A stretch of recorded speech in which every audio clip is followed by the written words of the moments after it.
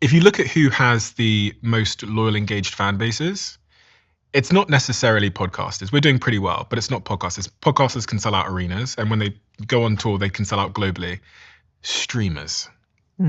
And I think it's because of this, the depth of the parasocial relationship is the equity value of the connection. And I was sat with a streamer who's 18 years old, massive in Europe, and we were playing at Old Trafford for the Soccer Aid, and I got to sit down with him. So I was like, explain to me what you do. He goes, so I wake up in the morning. I go, then what? He goes, I sit there. And I go, for how long? He goes, 8 hours. And I go, what do you do? He goes, like, nothing. And I go, how many people tune in? He's like, 100,000. I'm like, concurrently 100,000 people sit there with you. He goes, yeah, people are quite lonely. I sit there, and what we do is we watch TV together. Now, so when we got to the stadium, 70,000 people in the stadium, we're playing soccer. The stadium, when they announce your name, the size of the cheer correlates to the amount of hours you spend with your audience. The streamers are the celebrities. Wow.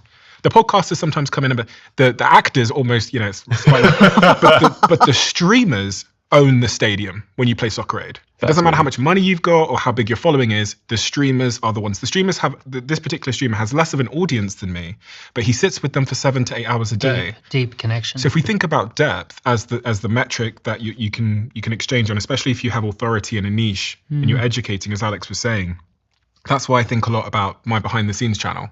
I think it's, when we go on tour, it's so funny, we did a tour in Australia, and remarkably, I'd say about 50% of people were talking to me about Diary of a CEO, and then 50% of people were talking to me about Behind the Diary, which is the behind the scenes channel where you get to know me a bit better.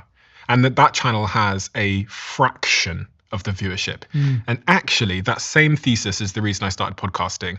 I was doing Facebook Watch videos. They were getting tens of millions of views, which, by the way, no one remembers, because no one remembered any of them. And no one came up to me in the street and said, I love that 2-minute viral philosophical video you made about motivational fluff. No one ever said that.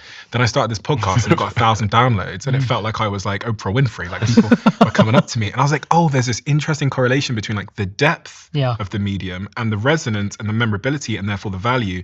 So just pursue depth as much as you can. The strength of the parasocial relationship.